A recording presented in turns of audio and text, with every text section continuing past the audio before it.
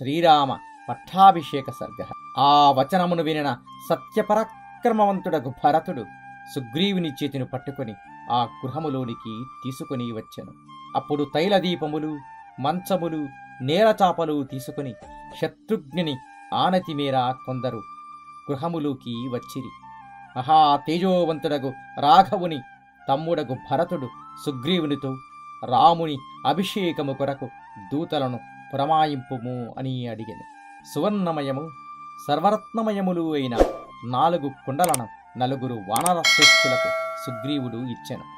రేపు తెల్లవారేలోపుగా 4 సాగర జలములతో ఈ కుండలను నింపి నా ఆజ్ఞ కోసము వేచిగిండిడి అని పలికెను. మహాత్ముడగు వానర శ్రేష్ఠుడు ఇటుల చెప్పగానే వారు గరుడిని వలె వేగముగా ఆకాశమునకు ఎగిరి వెళ్ళిరి. జాంబవంతుడు, హనుమంతుడు, వేగదర్శి, వృషభుడు నీరు నింపబడిన కలశములతో వచ్చిరి. 500 నదులలోని జలములతో ఆ కలశములు నింపబడి ఉన్నవి. తూర్పు సముద్రము యొక్క నీటిచే నింపబడిన రత్నమయమైన కలశమును సత్వగుణ సంపన్నుడైన సుషేనుడు తెచ్చెను. ఋషభుడు త్వరగా దక్షిణ సముద్రము యొక్క జలమును ఎర్రచందనపు కాండములతో మూసినటువంటి బంగారు కుండలో తెచ్చెను. గవయుడు పశ్చిమ మహాసముద్రము యొక్క చల్లటి జలమును రత్నభూషితమైన కలశములో వాయువేగముగా తెచ్చెను. ఉత్తరమందున్న జలమును శీఘ్రముగా గరుడా మరియు వాయు విక్రమము గల ధర్మాత్ముడు సర్వగుణ సంపన్నుడు అయిన నలుడు తెచ్చెను. అలా వానర శ్రేష్ఠులచే రామ పట్టాభిషేకము కొరకు తీసుకురాబడిన జలముల గురించి శత్రుఘ్నుడు తన మంత్రులతో కలిసి పురోహిత శ్రేష్ఠులకు మరియు వానర సహచరులకు విన్నవించెను.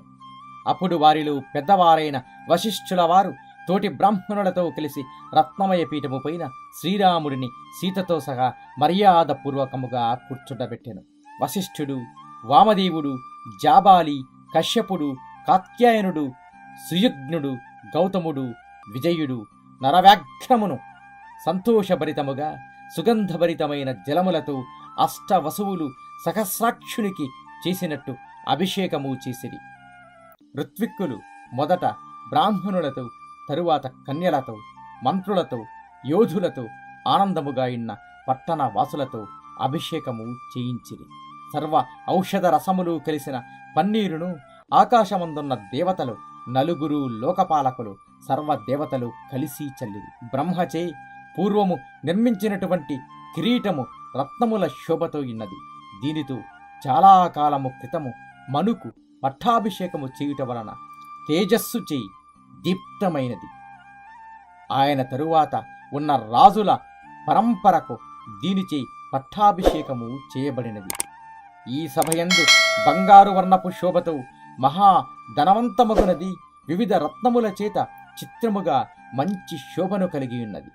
నానారత్నములు పొదగబడినటువంటి పీఠముపై యథావిధిగా ఉంచబడిన కిరీటమును అటు పిమ్మట మహాత్ముడైన వశిష్ఠుల వారు తోటి ఋత్విక్కులతో కలిసి మిగిలిన భూషణములతో పాటు రాఘవునకు అలంకారము చేసిరి. శుభకరమైన ధవలఛత్రమును శత్రుఘ్నుడు పట్టుకొనెను. తెలుపు రంగు వాలవ్యజనమును వానరేశ్వరుడకు సుగ్రీవుడు పట్టుకొనెను. చంద్రుని వలె మెరయు మరి ఒక వ్యజనమును రాక్షసరాజకు విభీషణుడు కొనెను. 100 బంగారు పద్మములతో అందముగా వెలగొందు మాలను రాఘవునకు వాయుదేవుడు వాసవుని ప్రోత్సాహముతో ఇచ్చెను. సర్వరత్నములతో పొదగబడి మణిరత్నముతో విశేషముగా భాసించు ముత్యముల హారమును ఆ రాజునకు ఇంద్రుని ఆదేశము మేర వాయుదేవుడు ఇచ్చెను.